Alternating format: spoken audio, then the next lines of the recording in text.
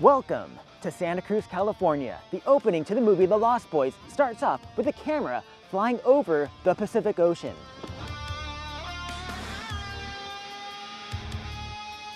Then the camera pans up as it reveals the Santa Cruz Beach boardwalk.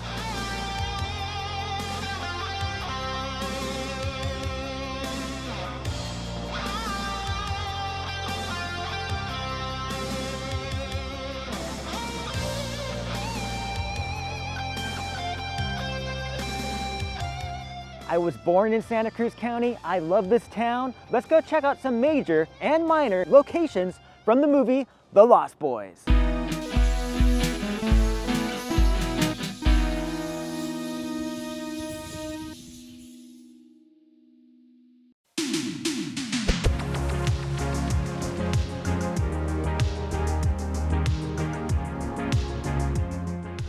Next, the camera pushes into the loop carousel.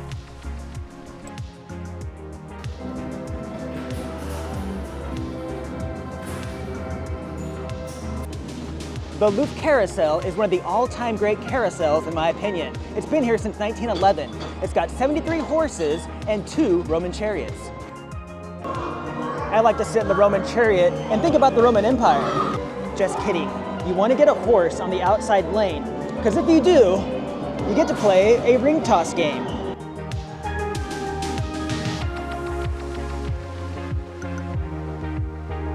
And if you get the ring in the clown's mouth, the music changes and his eyes turn red. And the painting of the clown has changed a lot since the movie came out. Here's what it looked like in the movie. It's going to be hard to match up the horses where the vampires walk through, because every year a number of horses get removed and refurbished. They get stripped of all their paint, cracks are filled, chips are filled, and then they get repainted, and I'm not sure if they place them back in the same spots. But I believe that these are the 2 horses where David and the other vampires walk through.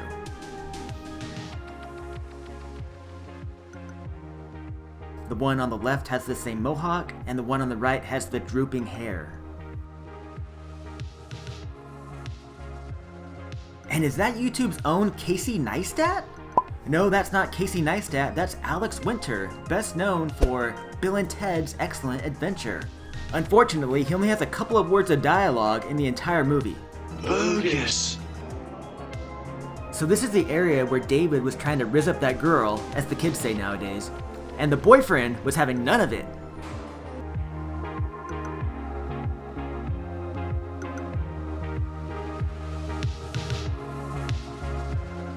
David and his crew are kicked out of the boardwalk. I told you to stay off the boardwalk.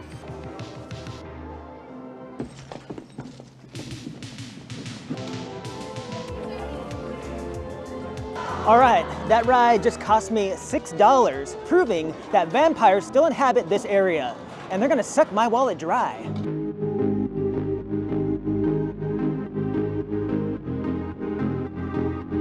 It's getting late at the boardwalk, and all the lights are starting to go out.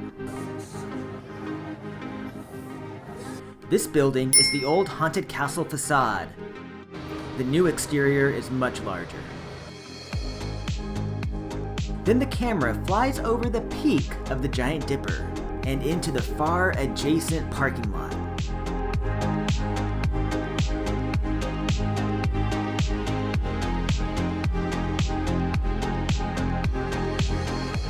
Where the vampires attack.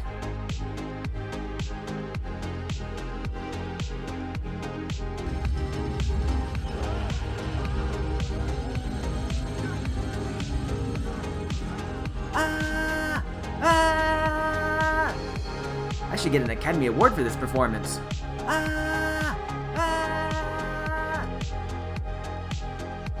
The vampires get their revenge on the boardwalk security who kicked them out.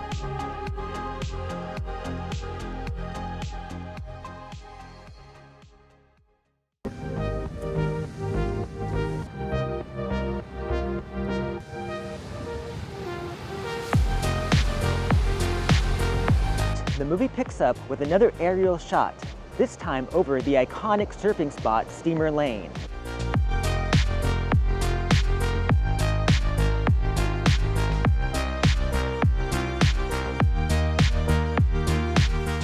Then the camera pans over by the Mark Abbott Memorial Lighthouse.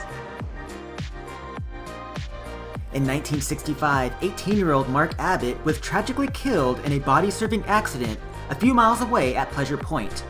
Mark had a love of lighthouses, and his parents funded this lighthouse.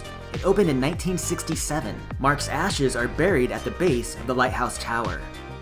And after the lighthouse makes a brief appearance in The Lost Boys, the aerial camera follows a red-roofed SUV down Westcliff Drive.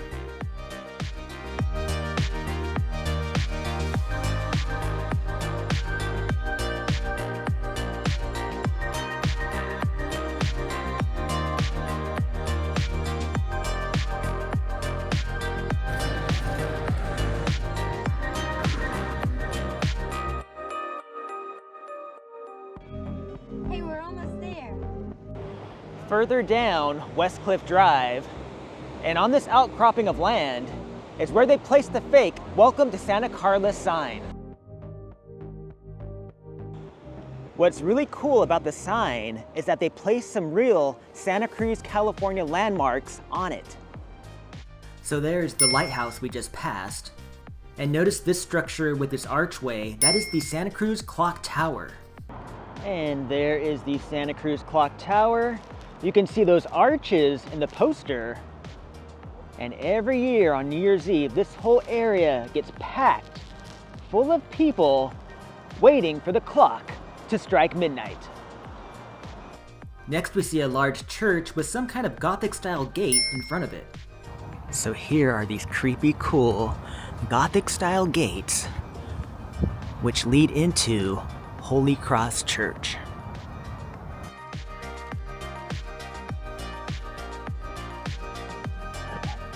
The artist who made that poster took a little bit of artistic license because just across the street from Holy Cross Church is another landmark in that poster, and that's Mission Santa Cruz. It's a lot farther away in the poster than it is in real life. At least I think that's supposed to be the Santa Cruz Mission. If anybody knows better, leave me a comment. Look at me, I'm on a mission. But let's continue on our mission to find the locations from the Lost Boys. Now, I think you're really gonna like living in Santa Carla.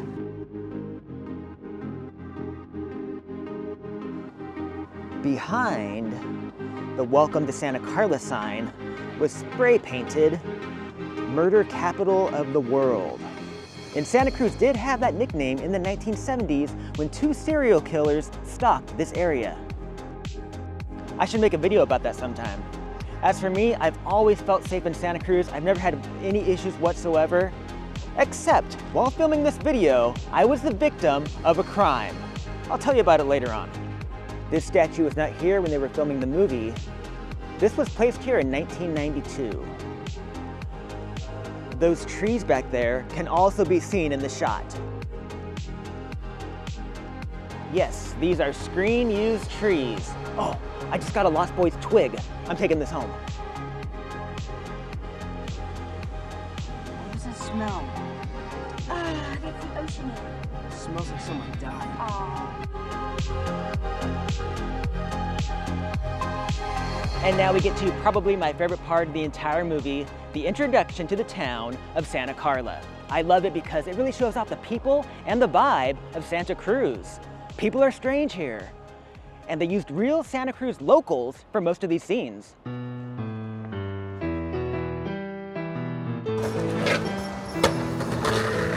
These people right here were standing on Front Street.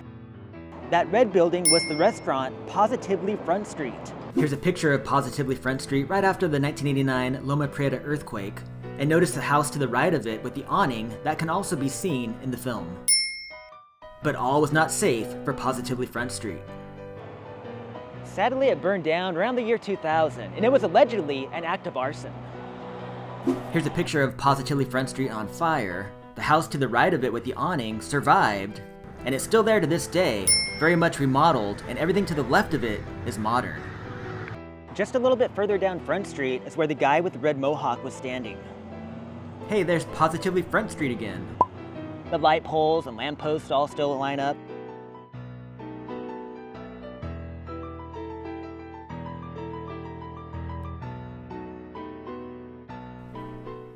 Okay, this one's tricky because the background is all blurred out, but this is where the guy with the glasses was standing. Somewhere's about here in the middle of the road. Now this building is blue now instead of white. Now if I blur the background, zoom in, and add in that guy, all the shapes and the power poles, everything lines up. I have completely the wrong lens for this, and I probably should have been standing a little bit farther back, but trust me, this is where this was taken. This is where the goth girl was standing. I was looking for that triangle feature in the architecture around here, and then I found it on the Cowl Surf Shop.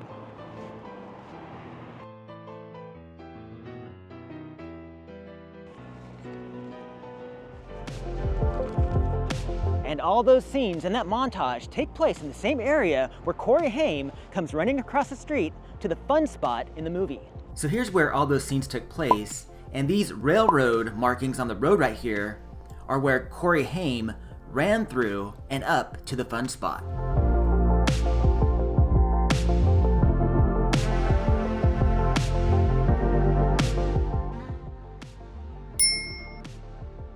That old wooden bridge is still there, and it leads up to Westcliff Drive. In real life, for many years, this was Otto's Surf Rentals, and long before that, it was an old Texaco gas station. You can still see some of the gas pumps in the movie. I read that Otto's had a real-life monkey on premises that customers could see whenever they came by to rent a surfboard. I have vague memories of that structure being here, but what I really remember is in the 1990s, there was a small skate park right here. But now currently they have built the Monterey Bay National Marine Sanctuary Exploration Center. It's a lot to say. Behind them at the fun spot, you can see the Dream Inn. And the Dream Inn is still there. It's been there for years. I've always wanted to stay there and have some good dreams, but I never have. It's been remodeled a bit. They added a restaurant on the corner. That's why it doesn't look exactly the same anymore. Sam, tell those kids to get something to eat.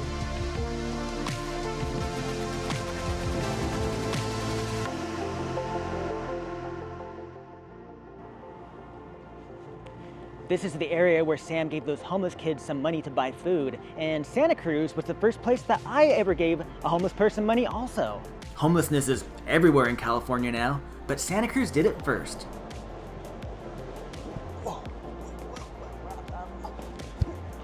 Whoa. I'm having a whale of a time out here.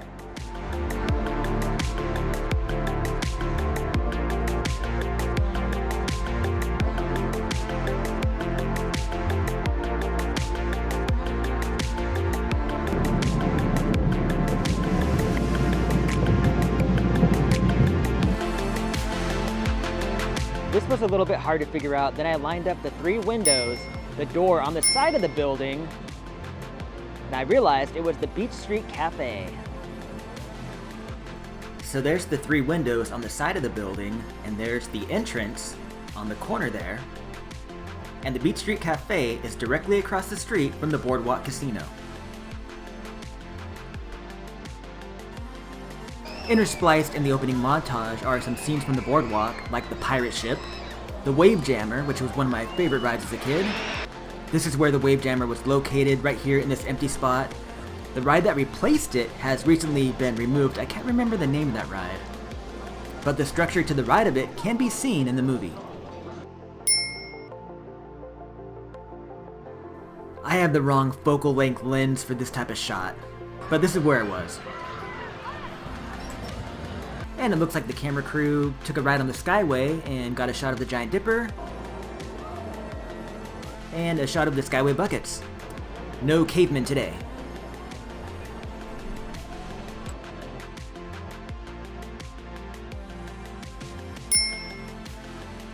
So that structure on the right, it's still there. And the spinning ride, that got removed a long time ago, and it's been replaced by a couple of different rides over the years. And these C-Swings, they've been here for probably about 10 years.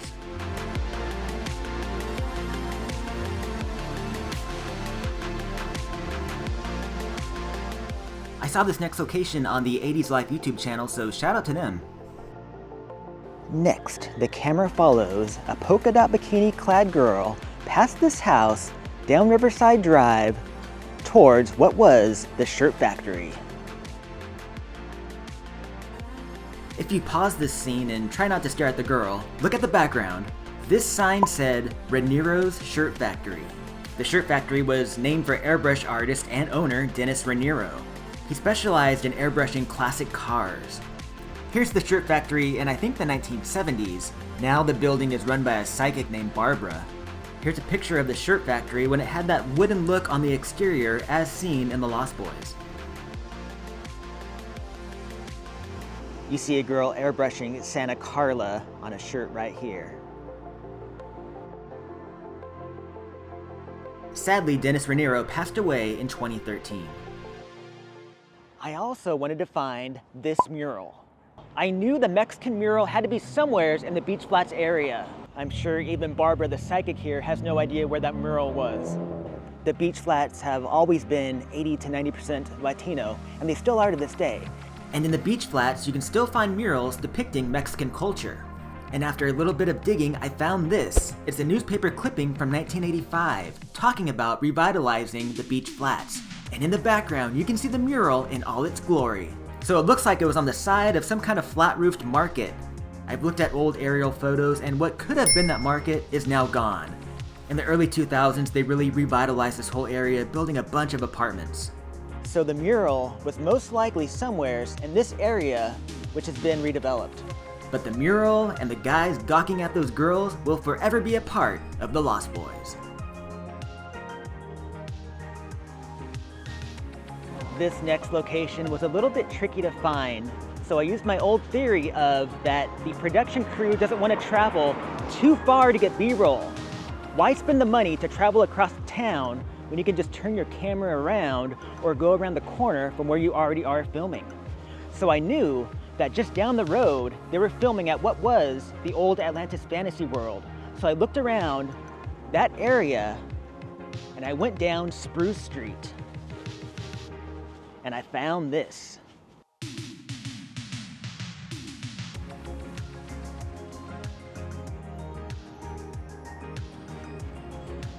This is the street where the two girls were hiding, almost as if they're trying to hide from vampires. Now it's a little bit harder to match up this scene because the tree next to that house has grown so much. But let me zoom in and show you some finer details. You can see a piece of an apartment complex back there. And here's that apartment complex, and it's still the same color and it still has the same features. And the cream-colored house in the background, that's still there too. You just can't see it from the street anymore because there's so many trees and foliage in the way.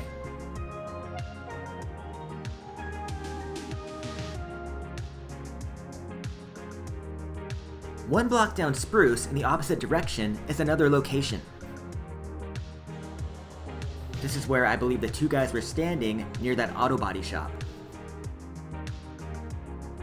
I haven't been able to secondhand verify this one, so take it with a grain of salt, Himalayan, iodized, pick your sodium of choice, but I'm pretty sure this is where this was taken.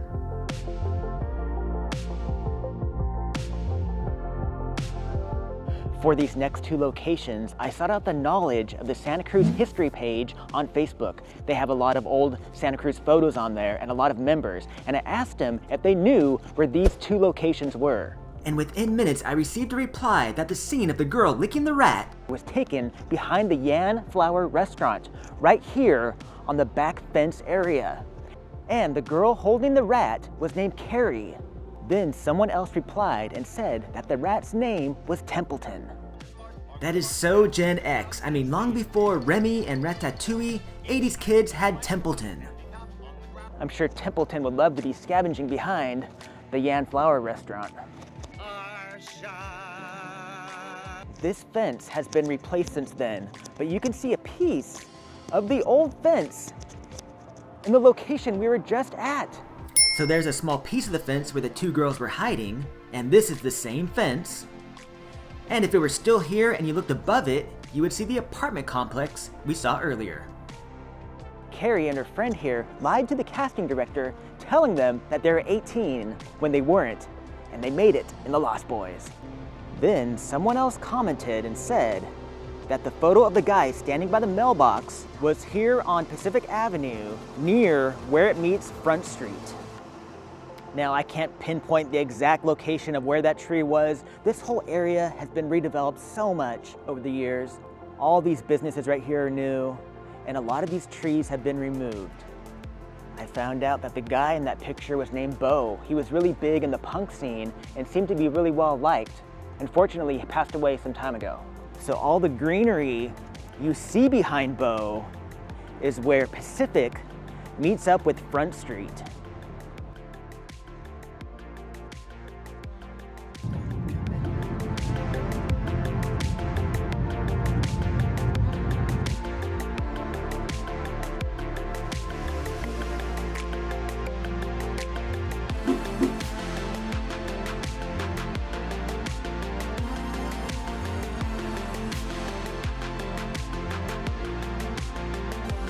The original mural is gone.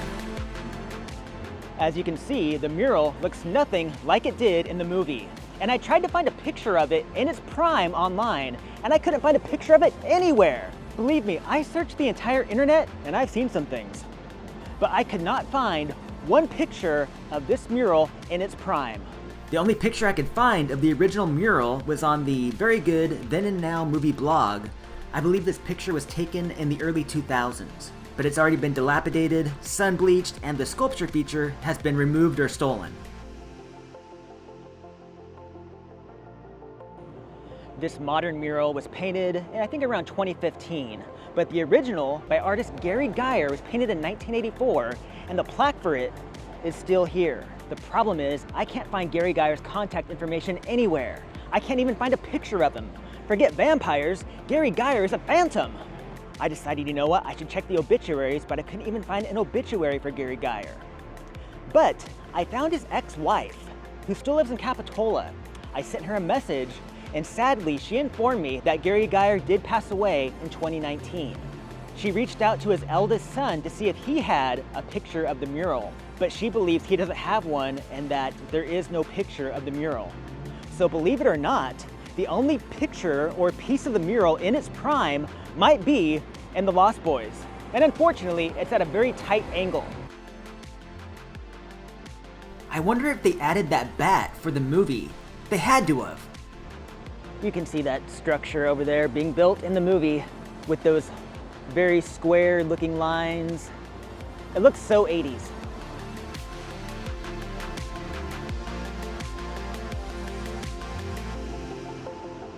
Okay, let's get out of here. There's no loitering at Days Market. If I do find a picture of the original mural by the great, late Gary Geyer, I will pin it in the comments. I'll make a YouTube short and I'll pin it in the comments. If you're having fun so far, please hit like and subscribe. Okay, now that we got the introduction out of the way, let's move on to the heart of the film.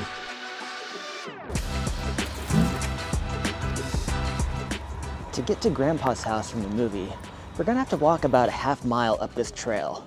I've never actually been up here, so this is gonna be new to me also.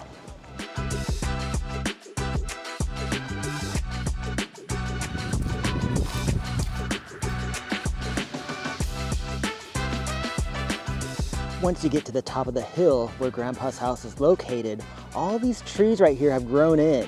So you have to go a little bit farther down the hill to get a view overlooking Santa Cruz, just like in the movie. Hey, there's Holy Cross Church again. That place really gets around. And speaking of getting around, the camera pans all the way around to the right and up towards Grandpa's house.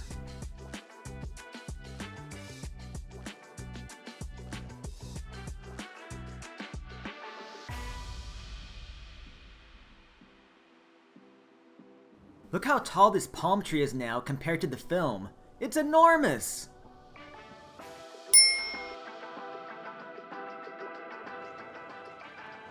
In real life, this is the abandoned Pogonip Clubhouse.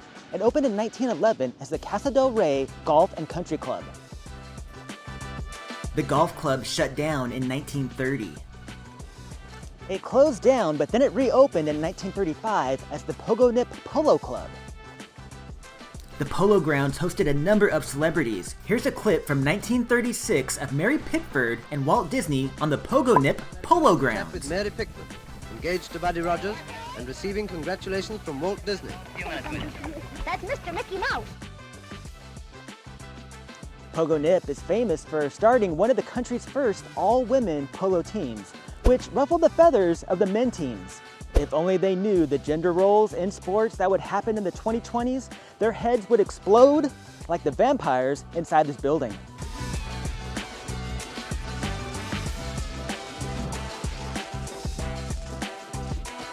Now in real life, they didn't film anything inside this building. All the interiors were filmed on a soundstage at Warner Brothers in Burbank. But let's try to match up some locations on the exterior of the clubhouse and the surrounding area.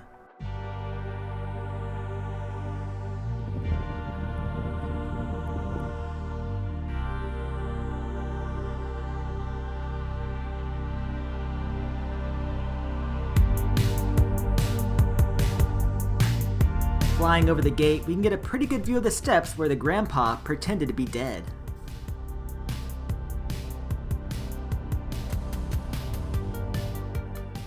That grandpa, he's quite a character. Also, you may see me put in still frames during this video from time to time. That's because of YouTube reasons. But just like grandpa, we are not dead. We will keep re-editing this video until it works. On the side of the house is where Michael, turning into a vampire, was getting that urge to fly. And I really believe they filmed this out here. I don't think they recreated it on a soundstage.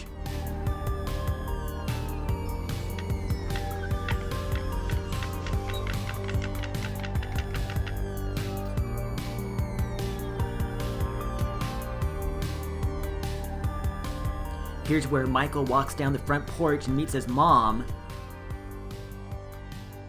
In the 80s, it was more enclosed like a sunroom, and it was actually enclosed way back in the day, similar to a cabana.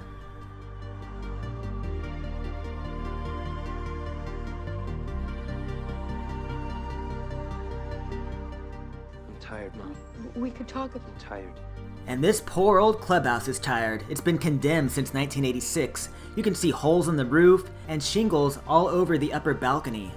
Efforts have been made over the years by different organizations to try and save the old clubhouse, but in the mid-1990s, the city of Santa Cruz took it over, and they took over all the land, and they're just letting the clubhouse decay in the elements.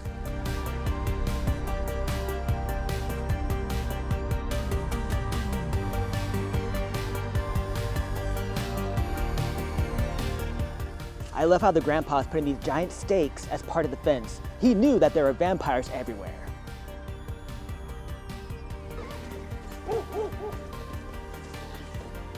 This is the field where Nanook was playing with the horses. It's still a nice, big, open field out here.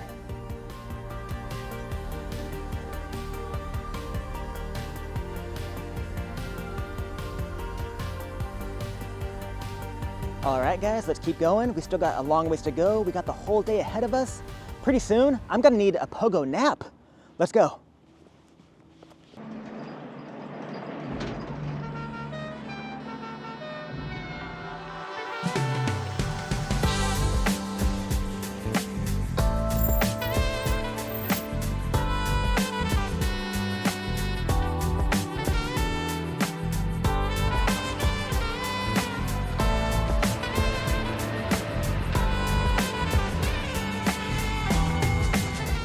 This is the general area right behind me where the original boardwalk stage was set up.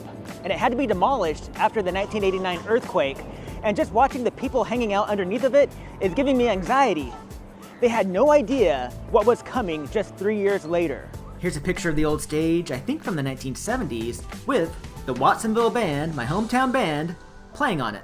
Now, they do have a seasonal stage every year out here where they still have bands playing, and I've seen a number of bands. Actually, the last band I saw play here was Smash Mouth, RIP to the lead singer. But it's cool that they still do concerts out here every summer. They also show movies out here on the beach every summer, like The Lost Boys. And in The Lost Boys, this is where the oiled up saxophone player and singer was performing. I could have swore The Lost Boys was PG-13, but during the making of this, I realized this movie's rated R, but it feels so much like a PG-13 movie. I mean, there's very little language in it. There's a little bit of gore and violence at the end with the vampire deaths, but it's kind of cartoony. But then I realized, wait a second, there's a pretty gratuitous sax scene. That must be why it's rated R. Michael sees a girl walk past him and up the steps, and he is obsessed with her. These are the steps that she walks up.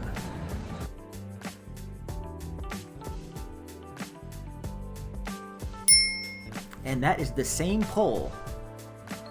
And Michael can't stop staring. I mean, she's pretty hot, but he's being a little bit of a creeper here, and like a man possessed, he grabs Sam and they go chasing after her.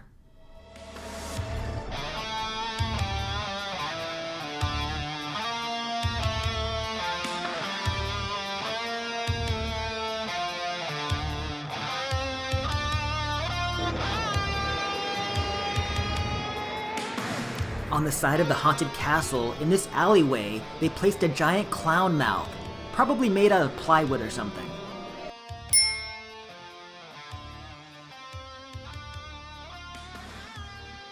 Here's a behind-the-scenes picture of the clown mouth that the production set up.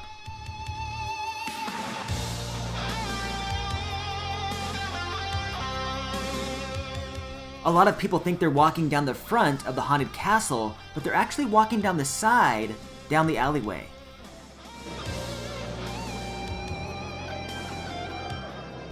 In these behind-the-scenes photos, you also see some carnival decorations that they made. There's a Laugh-In' Sal animatronic. They also made a fake Fantasy World sign. That's the name of the comic shop in the movie, but the sign never makes an appearance in the film. So when they get to the end of the alleyway, Corey Haim is acting, pretending that he's looking at the inside of the comic shop, when in real life he's just looking at Beach Street. The real comic shop is about a mile or so away. We'll go there in a little bit. And the haunted castle itself had a big overhaul in 2010. And I totally prefer the old facade. It was darker, had an awesome, creepy, scary spider on the side of it. But they also refurbished the interior, and I prefer the new interior. So it's a catch-22, whatever that means.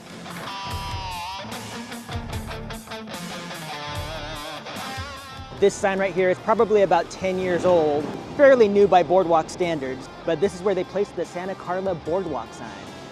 Here are some more pictures during the production of the movie showing off the Santa Carla boardwalk sign. And check out that ticket booth right there. That is now a kiddie attraction.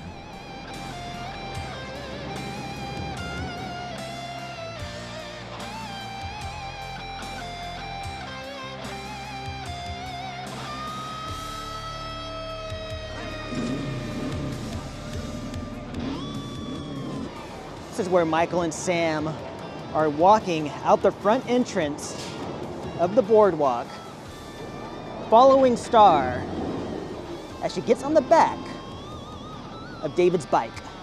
The 3 here on the gate used to say walkway. Now it says entrance.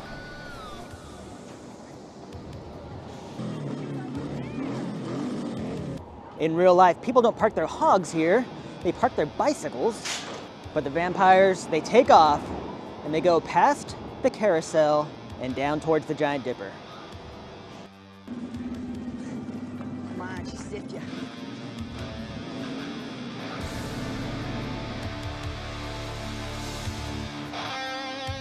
While Sam and Michael are over here trying to pick up girls, the mom is way across the bay.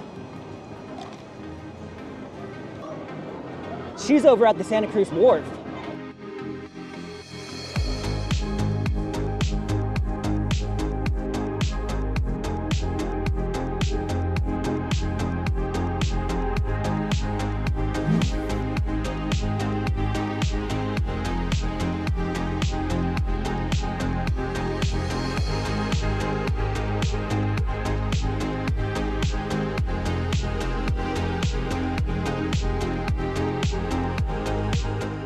I forgot to bring my wharf screen grabs, so I have to go off memory here. But this is where Diane Weiss walks between these metal contraptions and right by this pole, and then she heads this way.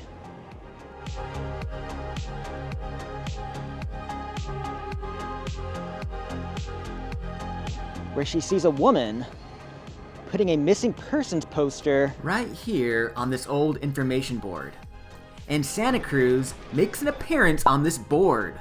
Somehow, a Santa Cruz County Fair poster made it in the movie. I tried to find this fair poster from 1985, but all I could find was a picture of it in an advertisement. And I cannot make out what this image is supposed to be. Are those music notes? Are those high heels? Is this some kind of Rorschach test and it's whatever you want it to be? Anyways, this is the Santa Cruz County Fair poster from 1985. and Diane is staring at her from this angle.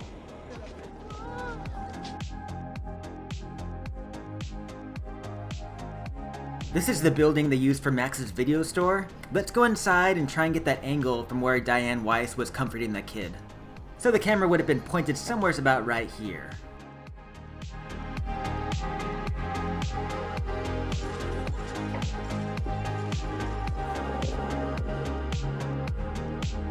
No longer a cool video store like in the movie, it's now a gift shop that sells Santa Cruz and wharf-related items.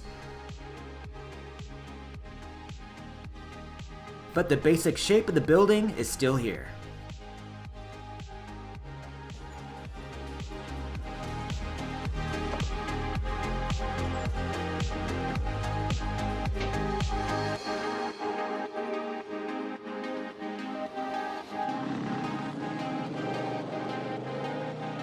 They filmed another scene out here at the far end of the wharf. We might as well check it out now.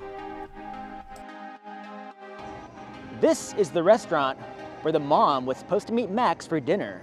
I ate here once, about 20 years ago or so, give or take a decade. It may have been the Sea Cloud back then. Now it's called Olita's.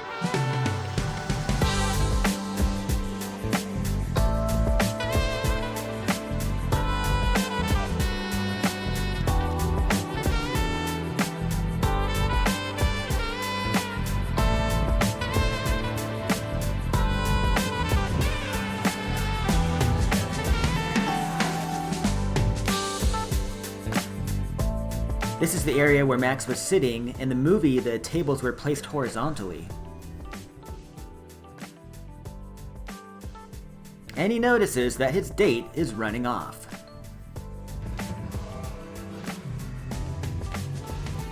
And the reason she ran off in a hurry is because she received a frantic phone call from her son. Sam, is everything alright? And yes, that is the same hostess counter or checkout counter, whatever you want to call it. That's the same one from the movie. All that's changed is they removed the name Sea Cloud.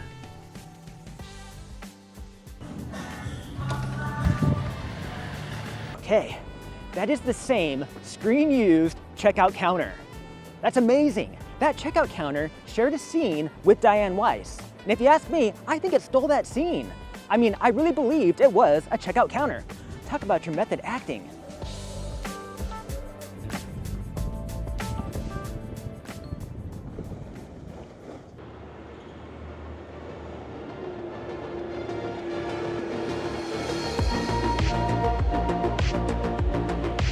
This is the original location of Atlantis Fantasy World.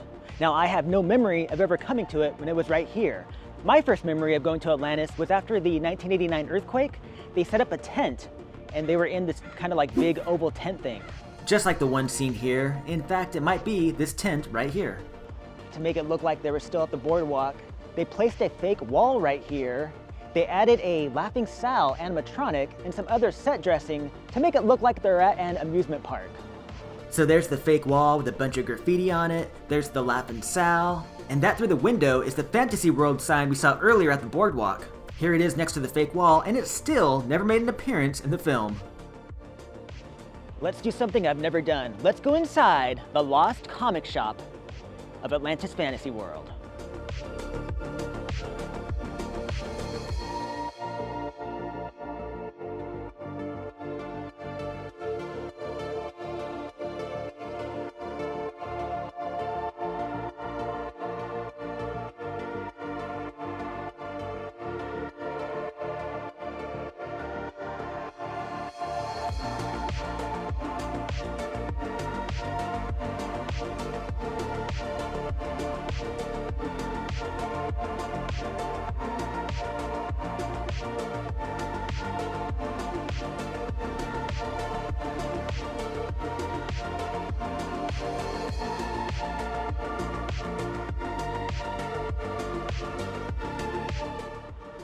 I picked up a couple of comics while I was in there.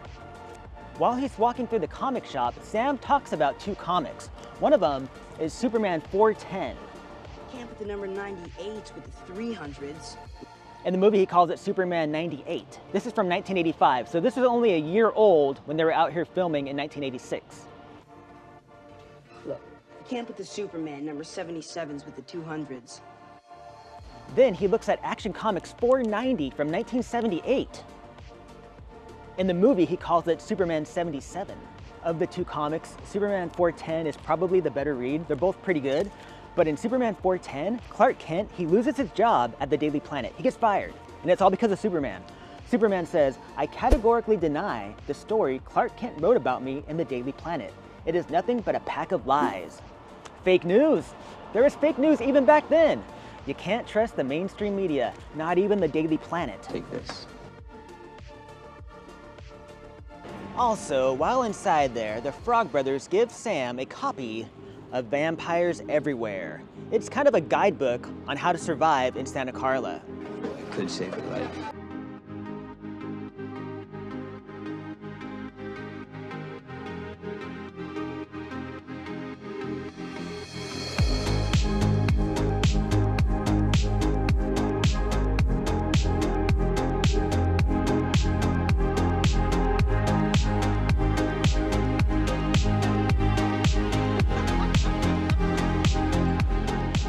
This is where the couple from earlier was canoodling and reading comics.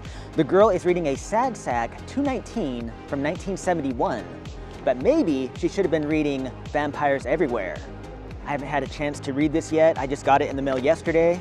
It's from Harvey Comics. It looks pretty funny, and the girl in the movie, she's really enjoying it. But then they hear some strange noises and the vampires attack.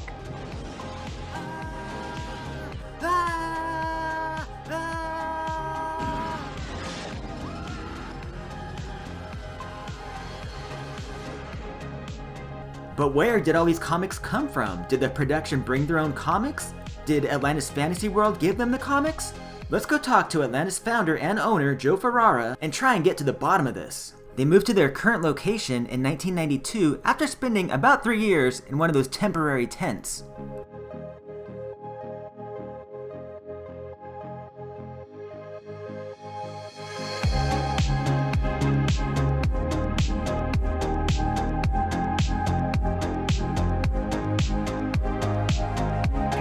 Hey guys, we're here with Joe Ferrara, the owner and founder of Atlantis Fantasy World. Joe, how are you doing today? Just great. Thank you very much. Good to see you. Good to see you too. Corey Haim is walking down an aisle of comics. He looks at a issue from 1985 Superman. Right. He looks at a 1978 Superman. Were those back issues from Atlantis? All the comics that are in the movie were our property. The scene where the two actors are sitting in the convertible and the vampires come over the top and all those comics get destroyed. Those were all from our inexpensive bins. They didn't spend a lot of money to go out and buy expensive comics, of course. So yeah, any comics you see in the film probably came from our inventory. Did you ever catch the young cast picking up a comic in Atlantis and reading it? Did they buy anything at Atlantis? Corey Haim was an avid Archie reader. He read every Archie we had in the store. You have a small scene in the movie where you're playing a pinball machine. That's correct. Where is that pinball machine now? Good question. I don't know. We didn't own the machines at the time we rented them. It was part of our location. It was our pinball machine, but interestingly enough, they turned it off because they couldn't control the sounds of a pinball. So they dubbed in video game sounds. This is a replica of the Vampires Everywhere prop. It never was a comic, it was just a prop. We replicated the prop, we put the interior that's in it, plus some stories about what they were doing when they shot the film. They even have the screen-used copy of Vampires Everywhere on display. Big thanks again to Joe Ferrara of Atlantis, taking the time out of his day to give us a little glimpse of how The Lost Boys was made.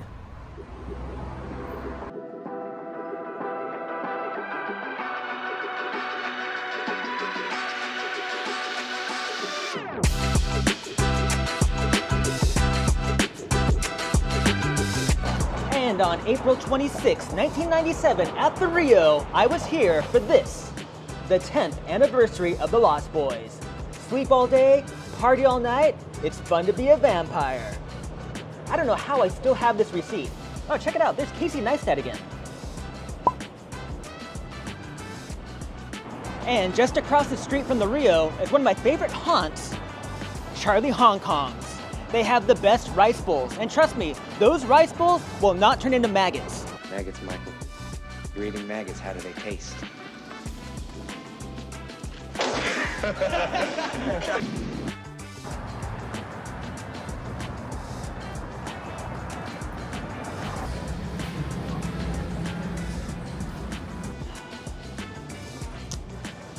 I always thought someday I would move to Santa Cruz, but with housing prices out of control, that dream is looking farther and farther away.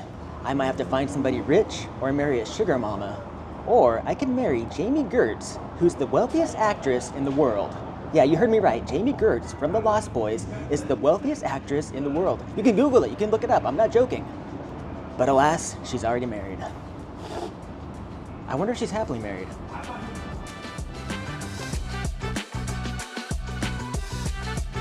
Okay, now that we're fueled up and recharged, let's get back to the boardwalk.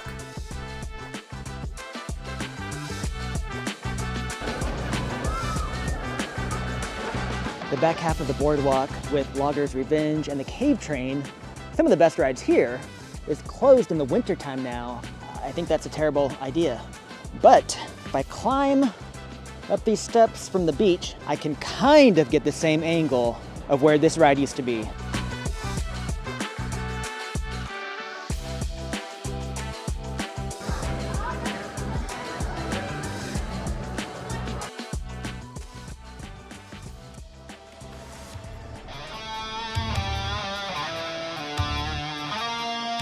There's so much merchandise today, it's really hard to line up this shot.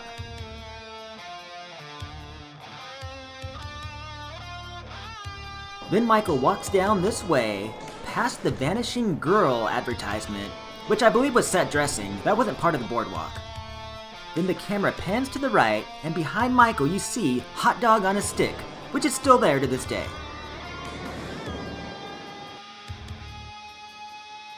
Then Star finds Michael.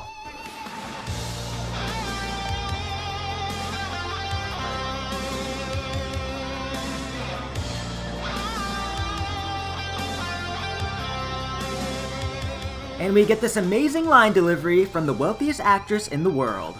What's your name? Star. I kid, but Jamie Gertz is actually awesome in this role. Then the next time you see them walking, they're already on the other side of the boardwalk, walking down the colonnade towards the Boardwalk Casino.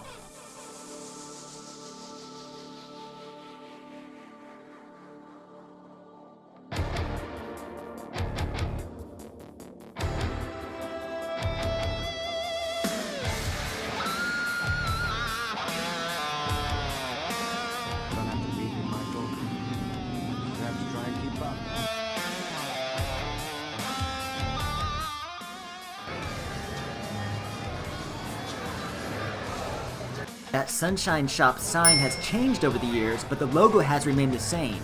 But today it's completely missing. Maybe somebody stole it. But if you go around the other side, the original logo is still there.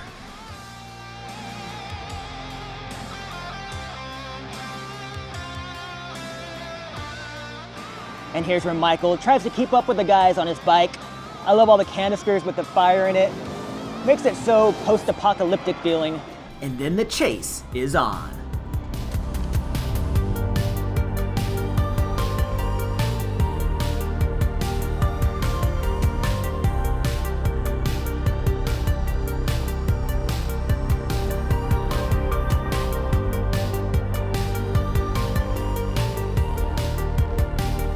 And at the start of the chase, you can see the original Haunted Castle facade. And there's the clown mouth that they walk through down the alleyway. Thank you. The ironic part about being a vampire is you have near immortality and eternal youth, yet you can't see your reflection. Talk about ironic. That's what Atlanta should have put in her song. Isn't it ironic? That would be the worst. I would always think, do I have something in my fangs? Also, they have Dole Whips here, the only other place I know of besides Disneyland. At the far end of the boardwalk is a trestle bridge. Many people, including myself when I was younger, we all thought that this was the bridge from The Lost Boys. I mean, why wouldn't it be? But the filmmakers actually went a long ways away for the bridge scene.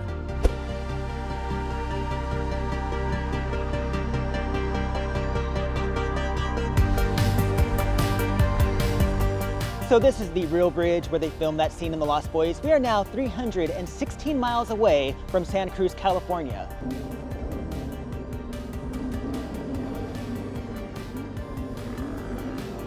And coming right down this stretch is where they parked the bikes and walked over and then hung off the bridge.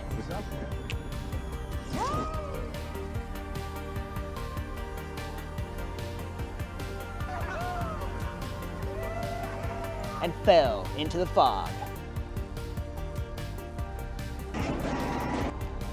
This is a pedestrian bridge now, and that is not the Santa Carla River, that is the Santa Clara River. That's the same river that the Rocketeer crashes into in The Rocketeer.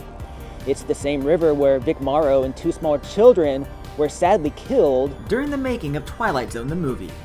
Like a bridge over troubled water. This bridge is about half the size of the one in Santa Cruz. I now see why the filmmakers didn't use the bridge in Santa Cruz. There's just too much water. It would have been much harder to film that scene there. Whereas Santa Clarita, where this bridge is, the Santa Clara River can be nearly dry in the summertime. Much easier to film that scene. Alright, let's get back to Santa Cruz.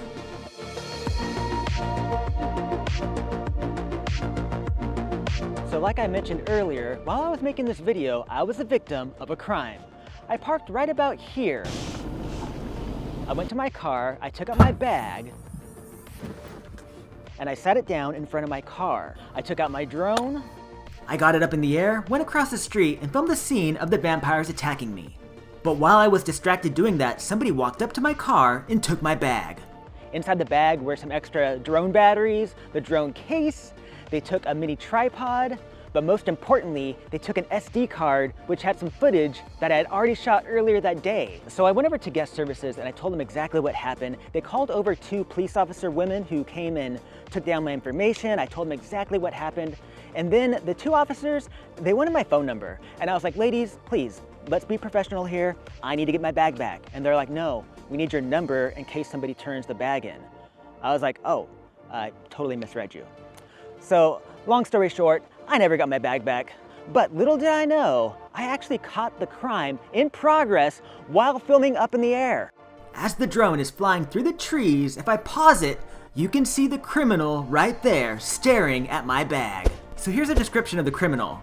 He's a male, approximately 5'7", wearing a hat, a dark colored jacket, white jeans, most likely with a micro penis, and that's why he hates his life and had to turn to crime. If anybody's in Santa Cruz and sees this guy, please go full vampire on him.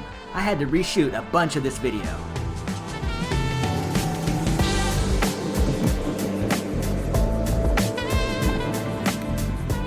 We're now in the neighboring town of Aptos, California. I went to college in Aptos. Aptos is my alma mater. Well, I went to community college. But up here is where Max, the head vampire, lived. This is where his house was. I want to give a shout out to Paul H. He's the one who found this place. I saw this on the SetJetter website, so credit where credit's due.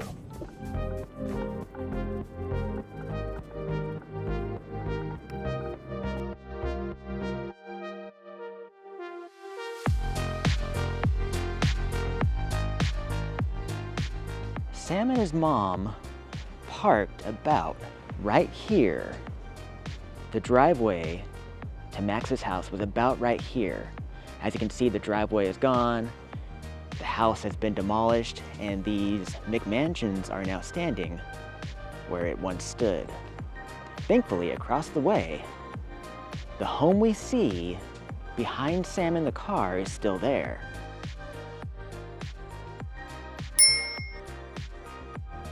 And I love those really sharp angled roofs of the house. And Sam starts reading in the comic about the Hounds of Hell. Then Thorn the dog starts charging across the long white bridge that was here at the time, connecting the driveway to the house on the other cliff. So Thorn the dog would have been running up this way towards Diane Weiss.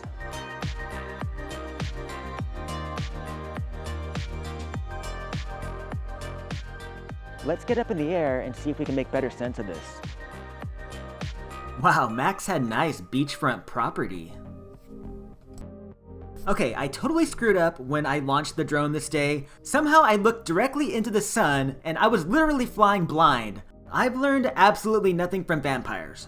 But I'm pretty sure that this cliff that now has a retaining wall is this cliff right here.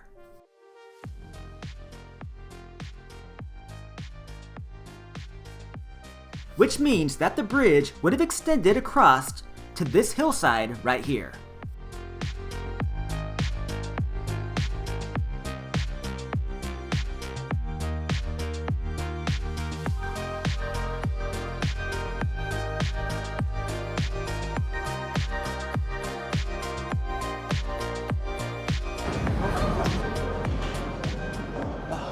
I've realized I could never be a vampire. I'm too monogamous. I mean, having to bite a new girl's neck night after night. I'm a one neck kind of guy.